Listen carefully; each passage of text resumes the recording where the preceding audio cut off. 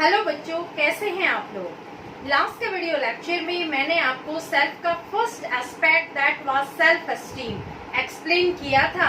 आज के video lecture में मैं आपको एक्सप्लेन करूंगी self efficacy and self regulation.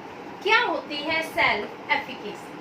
देखो, सेल्फ एफिकेसी का मतलब होता है the extent to which a person believes that he controls his life outcomes by himself or by luck।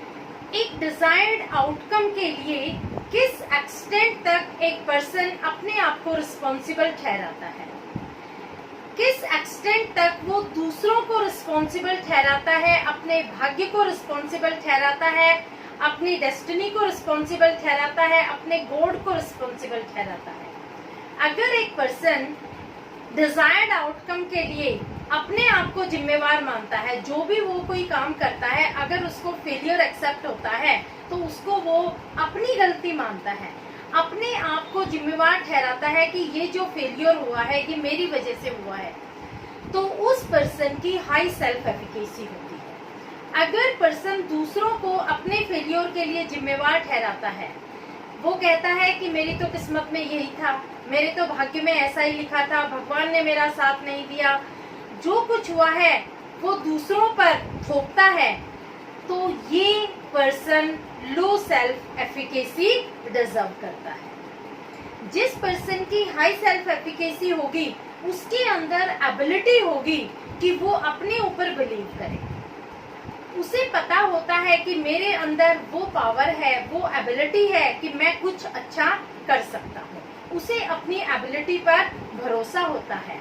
उसे पता होता है कि अगर वो ट्राई करेगा, अगर वो कोशिश करेगा तो वो डेफिनेटली सक्सेस को अचीव करेगा। सपोज एक एवरेज स्टूडेंट है, उसे पता है कि मेरे अंदर एबिलिटी है, अगर मैं अच्छे से स्टडीज करूँ तो मैं हाई स्कोरिंग कर सकता हूँ, तो वो बच्चा डेफिनेटली हाई स्कोर करेगा अगर वो परसिस्टेंट स्टडीज करता है तो। लेकिन दूसरी तरफ एक बच्चा वो है जो एवरेज स्टूडेंट है लेकिन अपनी एबिलिटीज पर बिलीव नहीं करता है। वो कहता है कि मेरे अंदर तो वो एबिलिटीज है ही नहीं कि मैं अच्छे स्कोर कर सकूं। वो कहता है कि मेरा तो भगवान कभी साथ देता ही नहीं है, मेरी तो किस्मत ही ऐसी है। यानी अगर वो ट्राई भी करेगा तो भी उसको सक्सेस नहीं मिलेगी क्योंकि उसकी सेल्फ एफिकेसी लो है। तो इसलिए जो भी हम एक्शन करते हैं, जो भी हम काम करते हैं, उसके लिए हम खुद रिस्पॉन्सिबल होते हैं। अगर हम ऐसा मानते हैं तो हमारी स्ट्रॉन्ग सेल्फ एफिकेसी आती है। अब देखो, सोशल एफिकेसी का कंसेप्ट बेंड्यूरा सोशल लर्निंग थ्योरी से आया है। बेंड्यूरा सोशल लर्निंग थ्योरी में क्या स्टेट किया गया है कि हम जो भी कुछ सीखते हैं हम अपने बड़ों को इमिटेट करके सीखते हैं। हम ऑब्जर्वेशनल लर्निंग करते हैं। हम जो हमारे बड़े करते हैं वही हम ऑब्जर्व करते हैं और वही हम उसे रिपीट करते हैं। एक एग्जांपल देती हूँ। सपोज आप कोई मिस्टेक करते हैं, आप कभी भी अपने मिस्टेक को एडमिट नहीं करते हैं। आप हमेशा गलती करके दूसरों पर थोप देते हैं कि ये तो तुम्हारी वजह से हुआ, मेरी तो कोई गलती ही नहीं थी।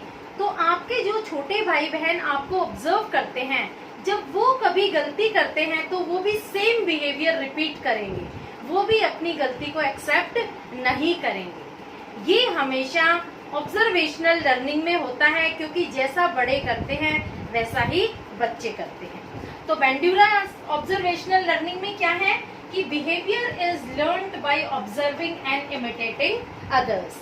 जैसा हम दूसरों को इमिटेट करते हैं, जैसा हम दूसरों को देखते हैं, वही हम सीखते हैं। हमें कभी भी अपनी गलती दूसरों पर नहीं थोपनी चाहिए। हमारा बिहेवियर जो होता है उसके लिए हम खुद रिस्पॉन्सिबल होते हैं।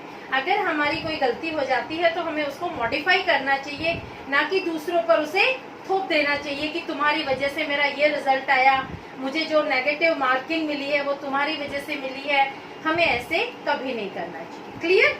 अब देखो, नेक्स्ट पॉइंट आता है स्ट्रॉन्ग सेल्फ एफिकेसी। जिन लोगों की स्ट्रॉन्ग सेल्फ एफिकेसी होती है वो अपनी लाइफ के सर्कमस्टेंसेस खुद सेलेक्ट करते हैं, खुद उनको इन्फ्लुएंस करते हैं और खुद ही उनको कंस्ट्रक्ट करते हैं।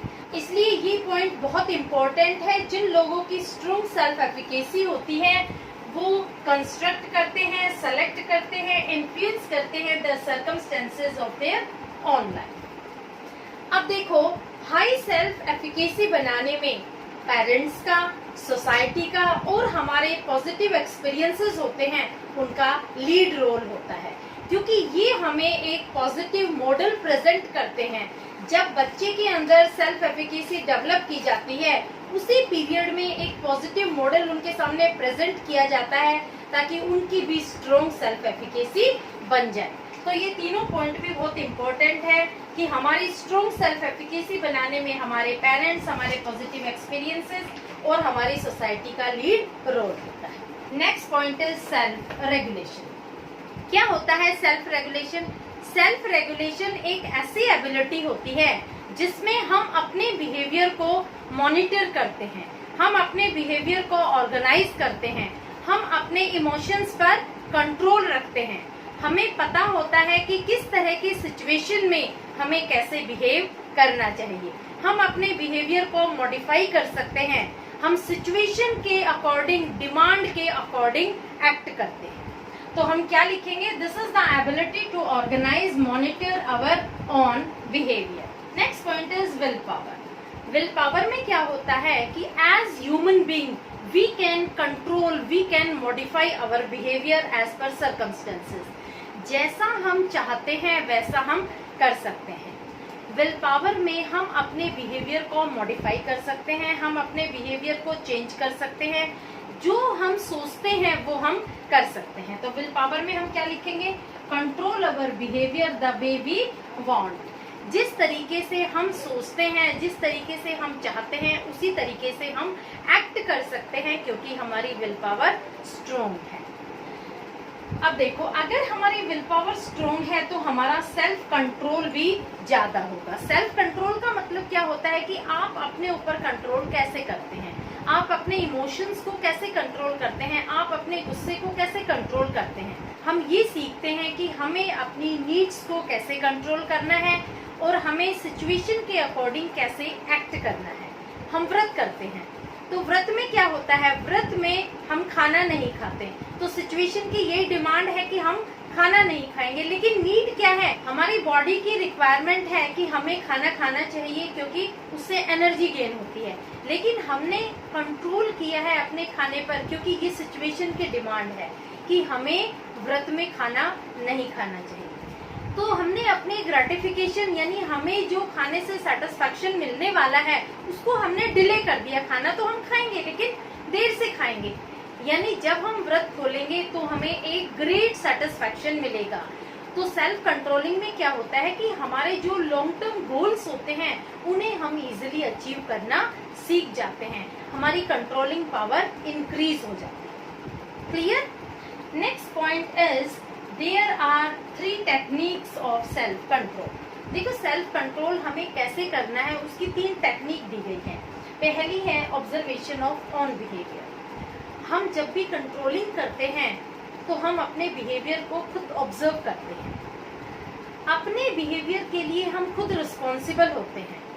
अगर हम कोई गलती करते हैं तो हमें पता होता है कि हमारी गलती हुई है, उसके लिए हम खुद रिस्पॉन्सिबल है, हम अपने बिहेवियर को मॉडिफाई कर सकते हैं क्योंकि हम अपने बिहेवियर के खुद ही ऑब्जर्वर होते हैं। तो हम अपने बिहेवियर को खुद ऑब्जर्व करके उसको मॉडिफाई कर सकते हैं, उसको चेंज कर सकते हैं। जैसे सपोज आप स्कूल गए, आप होमवर्क नहीं करके गए थे, आपका काम कंप्लीट नहीं था और आपकी टीचर ने आप पर गुस्सा किया। आप जब घर आते हैं तो आपका मूड ऑफ होता है, घर में जब मम्मी आपको खाना देती है, आपसे बातें करती हैं तो आप एकदम उन पर भड़क जाते हैं। तो इससे क्या पता लगता है कि यहाँ पर गलती आपकी मम्मी की कोई भी नहीं है, लेकिन आपने अननेसेसरी उन पर गुस्सा किया। ये आपने बाद में ऑब्जर्व किया है कि उनकी तो कोई गलती थी नहीं, मेरा तो पहले से ही मूड ऑफ था। तो आपने अपने बिहेवियर को ऑब्जर्व किया और उसको मॉडिफाई किया। बाद में आप माफी मांगते हैं, रिपेंट करते हैं अपने बिहेवियर पर। That is modification of your behaviour. Clear? Next point is self instruction. Self instruction में क्या होता है कि आप अपने आप को इंस्ट्रक्ट करते हैं, अपने आप को गाइड करते हैं कि मुझे काम कैसे करना है। देखो, हम अपने बिहेवियर के खुद ही प्लानर होते हैं, हमें क्या करना है, क्या नहीं करना है, everything we plan out. Suppose आप प्लानिंग कर रहे हैं कि मुझे 2 चैप्टर आज तैयार करने हैं। जब आपने डिसाइड कर लिया कि आज मुझे पहले 2 चैप्टर कंप्लीट करने, उसके बाद ही फोन लूंगा, उसके बाद ही टीवी देखूंगा, तो इसी क्या हुआ, ये आपकी सेल्फ कंट्रोलिंग बढ़ी है। यानी आपने टीवी भी नहीं देखा, जो प्रोग्राम आपके बहुत पसंद के थे वो भी आपने छोड़ दिए। किस लिए? क्योंकि आपको चैप्टर कंप्लीट करने हैं। आपने अपने आप को इंस्ट्रक्ट किया था कि जब तक मेरा काम कंप्लीट नहीं होता है मैं और कोई भी एक्स्ट्रा करिकुलर एक्टिविटीज नहीं करूंगा। तो यहाँ आपकी सेल्फ कंट्रोलिंग इंक्रीज हुई। तो सेल्फ इंस्ट्रक्शन भी इंक्रीज करता है level of self control. Next point is self reinforcement. Self reinforcement का मतलब होता है कि जब कोई पॉजिटिव आउटकम आता है और आप अपने आप को उसके लिए अवॉर्ड करते हैं, उसे हम कहते हैं सेल्फ रेनफोर्समेंट। फॉर एग्जाम्पल, आपने टेस्ट दिया, आपके 10 में से 10 मार्क्स आए, आपने अपने आप को रेनफोर्स किया कि आज तो मैं अपने दोस्तों के साथ एक आइसक्रीम पार्टी करूंगा क्योंकि मेरे 10 में से 10 नंबर आए हैं। तो सेल्फ रेनफोर्समेंट में क्या होता है, हम अपने आप को मोटिवेट करते हैं ताकि नेक्स्ट टाइम भी जब हम टेस्ट दें तो हम अच्छे मार्क्स अचीव करें। हम अपने आप को मोटिवेट करते हैं, अपने आप को ही हम अवॉर्ड करते हैं, उससे भी हमारी self controlling increase. Clear? Hopefully you must have understood the topic of self efficacy and self regulation.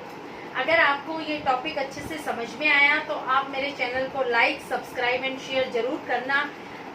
इस वीडियो लेक्चर को अपने दोस्तों को जरूर शेयर करना ताकि उनको भी ये टॉपिक क्लियर हो जाए। Okay, thank you.